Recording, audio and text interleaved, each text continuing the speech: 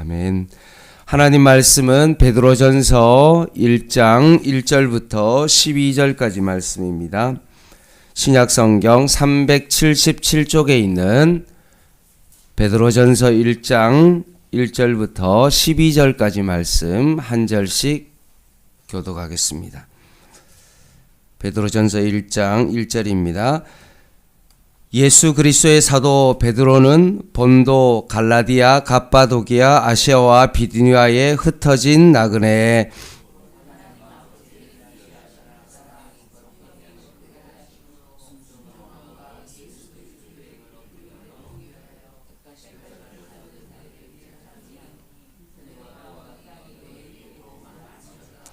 우리 주 예수 그리스도의 아버지 하나님을 찬송하리로다. 그의 많으신 궁일대로 예수 그리스도를 죽은 자 가운데서 부활하게 하심으로 말미암아 우리를 거듭나게 하사 산 소망이 있게 하시며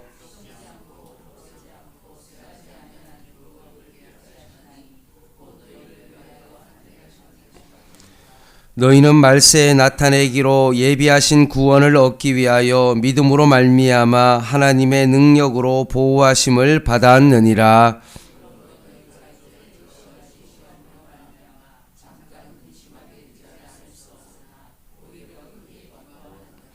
너희 믿음의 확실함은 불로 연단하여도 없어질 금보다 더욱 귀하여 예수 그리스도께서 나타나실 때 칭찬과 영광과 존귀를 얻게 할 것이니라.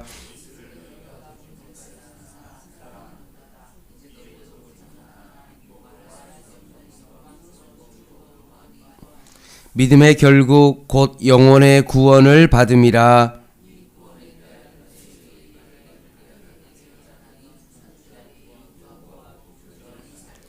자기 속에 계신 그리스도의 영이 그 받으실 고난과 후에 받으실 영광을 미리 증언하여 누구를 또는 어떠한 때를 지시하시는지 상고하니라.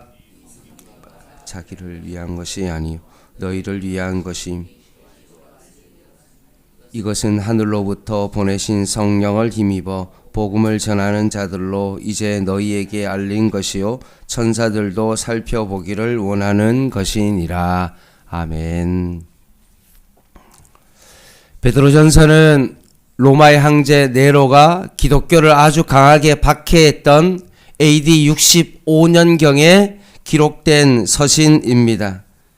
그래서 이 서신에 별명이 있는데 그것은 바로 무엇이냐 하면 소망의 서신 혹은 격려의 서신이라고 불려집니다.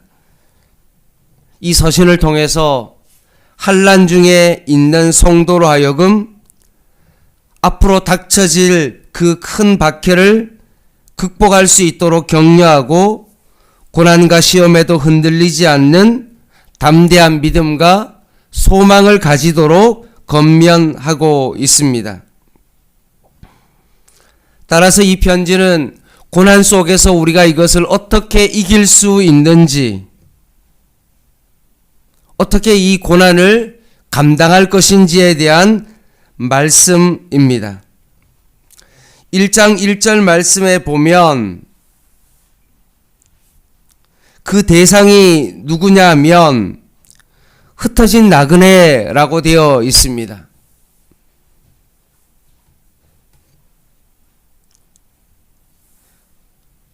모두 각처에 흩어졌다라는 것은 그냥 단순히 어쩔 수 없이 흩어진 어떤 그런 사람이 아니라 분명히 그들의 목적은, 소명은 흩어져서 그들이 복음을 전하기 위하여 결국 그들이 흩어졌다는 것입니다. 분명히 흩은 데에는 하나님의 계획과 경륜이 거기에 숨어 있다는 말씀입니다. 따라서 오늘 본문에 있는 수신자인 이 흩어진 나그네다라는 이 뜻 속에서는 분명 우리의 소명이 거기에 숨어 있고, 또한 거기에 나그네라는 요 단어는 무엇을 의미하냐면 자기의 고향이 있고 결국 그 고향으로 우리가 돌아가야 된다는 것을 의미하는 것처럼 오늘 이 수신자인 이 흩어진 나그네의 그 소망은 지금 자기가 처해 있는 흩어진 그곳이 자신의 고향이 아니라 우리가 돌아가야 될 그 본향이 있다는 것을 의미합니다. 따라서 우리 그리스도인은 결국 소명이 우리에게 존재하고 또한 우리는 이 땅에 살아가는 세상 사람들과 똑같은 방식의 삶을 살아가는 것이 아니라 그들과는 다른 우리가 돌아갈 본향이 있는 다시 한번 그들과 다른 거룩한 삶으로 하나님께서 부르셨다는 사실입니다. 따라서 오늘 본문은 세상 사람들과 구별된 삶을 위하여 베드로를 통해서 주시는 메시지를 살펴보려고 합니다. 첫 번째는 뭐냐 하면 과연 고난의 의미는 무엇이고 그리고 왜 우리의 삶 가운데 고난이 있어야 되는지를 말씀하고 있습니다. 이 세상의 모든 사람은 고난을 좋아하는 사람은 한 사람도 없습니다. 그러나 우리에게 고난은 반드시 찾아옵니다. 예수를 믿지 않는 사람이든지 예수를 믿는 사람이든지 누구나 고난이 찾아옵니다. 예수님께서도 일찍이 제자들에게 이렇게 말씀하셨습니다. 너희가 세상에서 환난을 당하나 담대하라. 내가 세상을 이기었노라. 예수님을 따르는 제자들에게도 고난이 있다고 말씀하셨습니다. 그리고 죄 없으신 예수님조차도 이 땅 가운데 고난을 당하셨습니다. 이것은 당연한 것이요 받아들여야 한다는 그런 말씀입니다. 우리가 당하는 고난에 의미가 없는 고난은 없는 것입니다. 그렇다면 하나님께서 왜 우리에게 고난을 허락하셨을까요? 세상 사람들을 알지 못하는 고난의 진정한 의미는 오늘 본문 7절에 나옵니다. 같이 한번 읽어보겠습니다. 7절 말씀 시작. 너희 믿음의 확실함은 시련이 불로 연단하여도 없어질 금보다 더 귀하여 예수 그리스도에 나타나실 때에 칭찬과 영광과 존귀를 얻게 할 것이니라. 아멘. 금이 정금이 되어지는 것은 그냥 되어지는 것이 아니라 뜨거운 불에 들어가서 용광로에 들어가서 불순물이 다 제거되어야만이 정금이 되는 것입니다. 고난이라는 그 용광로에 들어가서 우리의 모든 불순물이 완전히 빠지고 난 다음에 오직 예수 그리스도만을 바라보는 그 정금 같은 그 신앙을 남기기 위하여 하나님께서 우리에게 고난을 주신 것입니다. 그래서 구약의 욥기 23장에 보면 정말 이 세상의 욥보다도 그렇게 어려운 고난을 당한 사람이 없을 텐데 그가 이렇게 고백했습니다. 내가 가는 길을 그가 아시나니 그가 나를 단련하신 후에는 내가 거기에 뭐라고 되어 있냐 하면 순금같이 나아오리라. 요한계시록 2장 10절에는 내가 장차 받을 고난을 두려워하지 말라. 볼지어다 마귀가 장차 너희 가운데 몇 사람을 옥에 던져 시험을 받게 하리니 너희가 10일 동안 환난을 받으리라. 내가 죽도록 충성하라. 그리하면 내가 생명의 면류관을 내게 주리라. 누구에게나 고난이 찾아오는데 이 고난을 바라보면서 분명히 고난에는 분명한 하나님의 계획하심이 있고 나를 정금같이 빚으시려는 하나님의 분명한 뜻이 있음을 우리에게 말씀하고 있습니다. 그러면서 오늘 두 번째 베드로 사도는 우리에게 고난을 통하여서 다시 한번 너희가 영광을 기대하라고 말씀하십니다. 만약에 고난을 극복하면 어떤 일이 벌어집니까?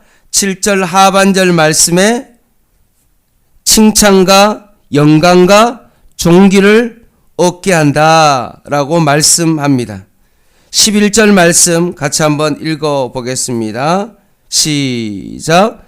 자기 속에 계신 그리스도의 영이 그 받으실 고난과 후에 얻으실 영광을 미리 증언하여 어느 시 어느 때를 지시하시는지 상고하니라. 아멘.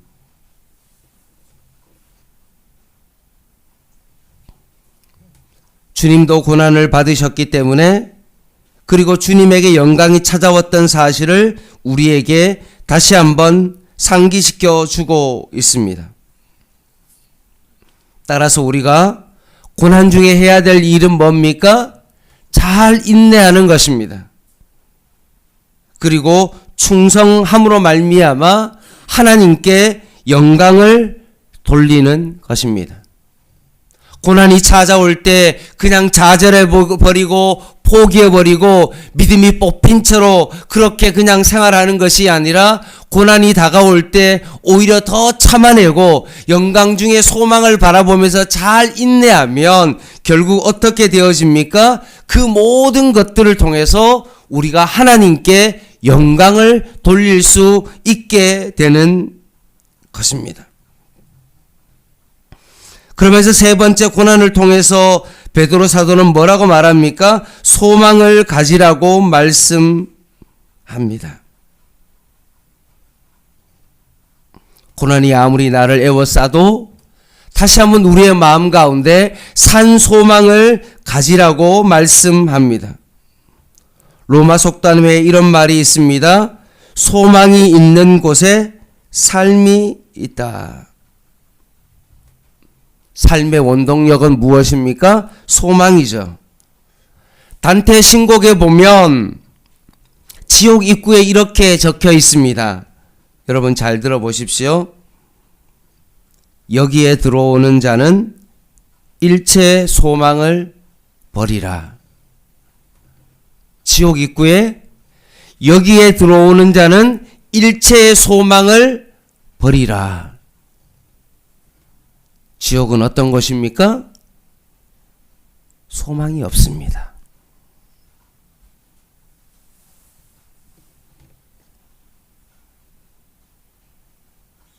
아무런 소망이 없는 곳이 지옥입니다. 그런데 오늘 베드로전서는 소망이라는 말로 가득 차 있습니다. 3절 말씀을 보십시오. 찬송하리로다 그의 많으신 궁일대로 예수 그리스도의 죽은 자 가운데서 부활하심으로 말미암아 우리를 거듭나게 하사, 뭐라고 되어 있습니까? 산 소망이 있게 하시며. 우리가 어떻게 산 소망을 가질 수 있었습니까? 2절 하반절 말씀에 있는 것처럼 택하심을 받았기 때문에 우리가 산 소망을 가질 수 있게 되었습니다. 어떤 고난 가운데 있을지라도 하나님께서 나를 선택하셨다. 내가 하나님의 백성이 되었다. 라는 이 말씀으로 말미암아 우리는 소망을 가질 수가 있게 되었습니다. 그럼 왜 하나님께서 우리를 선택하셨냐? 3절 말씀에 보면 우리 주 예수 그리스도의 아버지 하나님을 찬송하리라. 그의 많으신 뭐라고 되어 있습니까? 긍휼대로라고 되어 있습니다. 결국 하나님의 긍휼하심 때문에 우리가 산 소망을 가질 수 있게 되었다는 말씀입니다. 우리가 구원받은 그 이유는 하나님의 많으신 긍휼 때문이다 라고 말씀하십니다.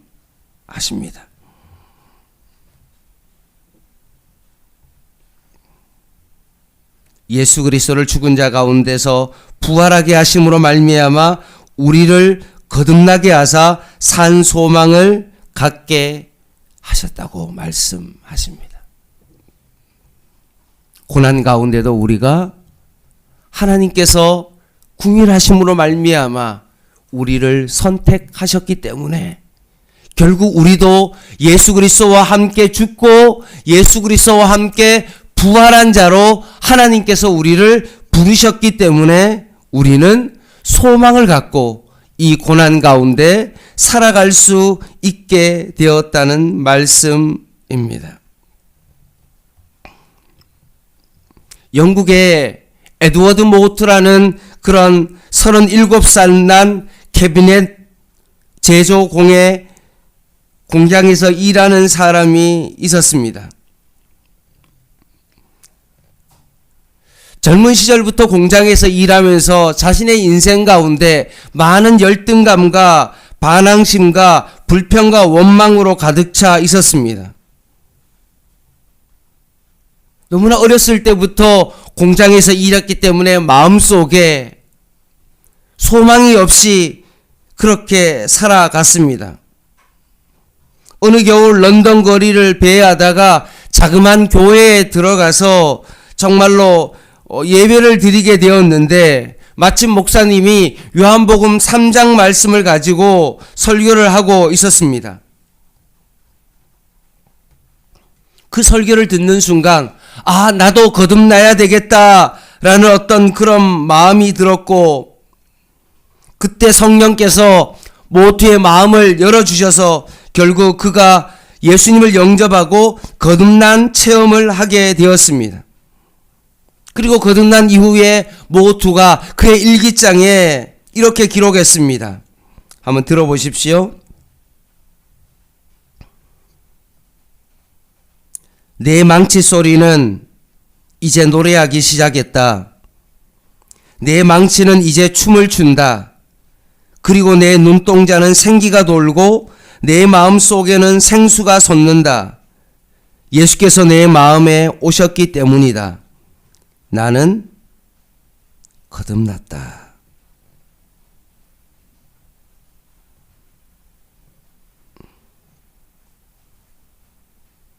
그는 전에 하던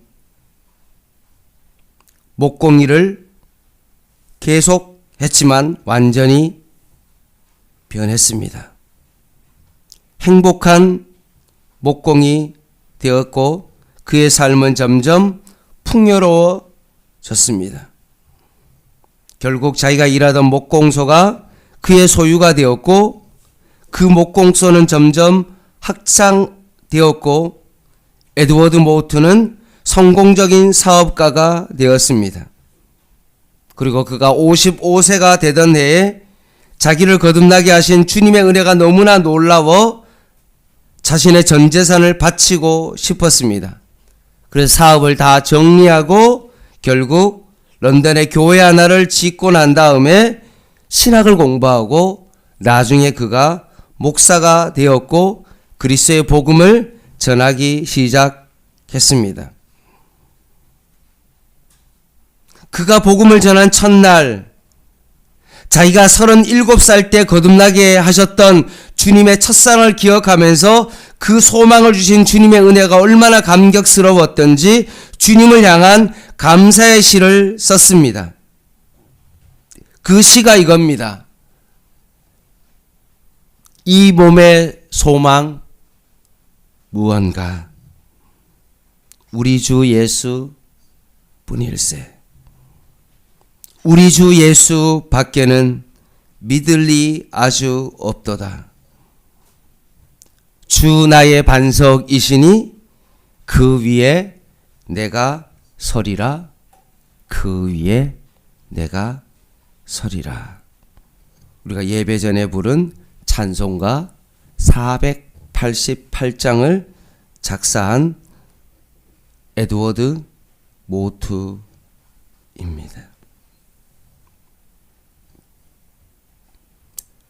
사랑하는 성도 여러분, 하나님의 궁일하심으로 말미암아 하나님께서 나를 선택하시고 나를 하나님의 백성 삼으셨기에 우리는 어떠한 고난 가운데도 고난에 함몰되어지지 아니하고 오히려 고난 속에서도 분명 하나님의 계획하심과 뜻이 있음을 믿고 오히려 고난 속에서도 예수 그리스도께서 죽으시고 부활하셨다는 그 사실을 믿는 그 신앙으로 말미암아 나도 예수와 함께 십자가의 고난을 당하고 어려움을 당하지만 예수님이 부활하셨던 것과 마찬가지로 나도 다시 살아남을 믿고 소망 가운데 이 땅을 살아갈 수 있다는 말씀입니다. 여러분의 삶이 아무리 절망적일지라도 사방 모두가 막혀 있다 할지라도 오늘 이 베드로전서 말씀을 통하여서 다시 한번 하늘을 쳐다보시고 다시 한번 우리의 믿음 가운데 산 소망이신 예수 그리스도를 다시 한번 바라봄으로 여러분의 고난 가운데 힘들고 어려워도 소망으로 다시 한번 살아갈 수 있는 저와 여러분 되시기를 주님의 이름으로 간절히 부탁을 드립니다. 기도하겠습니다.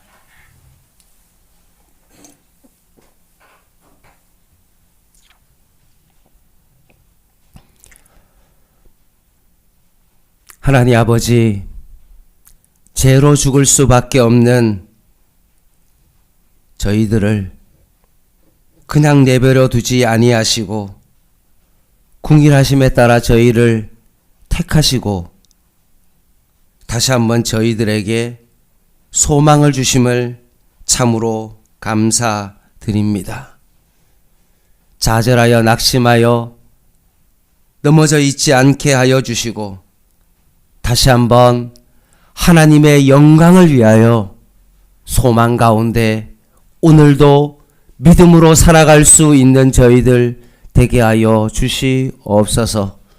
오늘도 절망하는 마음이 우리에게 찾아오고 하나님 아버지 포기하고 하나님 원망하는 그런 마음이 찾아올 때마다 다시 한번 이 말씀을 다시 한번 마음에 새기게 하여 주시고 우리를 거듭나게 하사 산 소망을 주신 그 하나님을 바라보며 오늘도 살아가게 하여 주시옵소서. 예수님의 이름으로 간절히 기도드립니다. 아멘. 7시 반에 수요 예배에 있습니다. 개인 기도 하시겠습니다.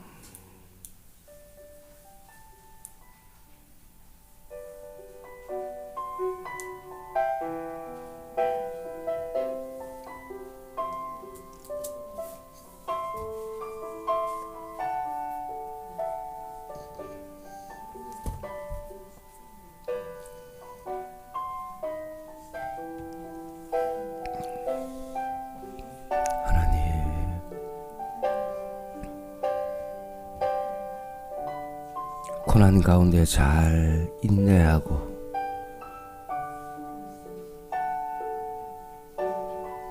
소망 가운데 잘 찾아 참아냄으로 말미암아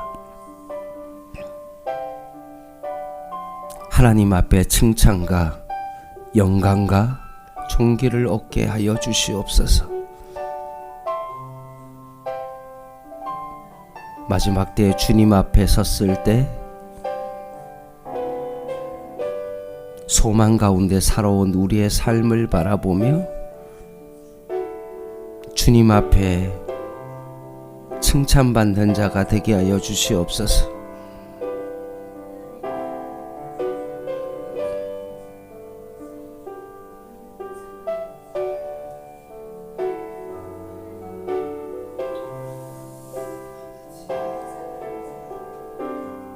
후회하는 삶을 살지 않게 하시고 오늘도 우리에게 허락하신 하나님 아버지 하루의 삶 속에서 오늘도 주님을 바라보며 믿음으로 서게 하여 주시옵소서.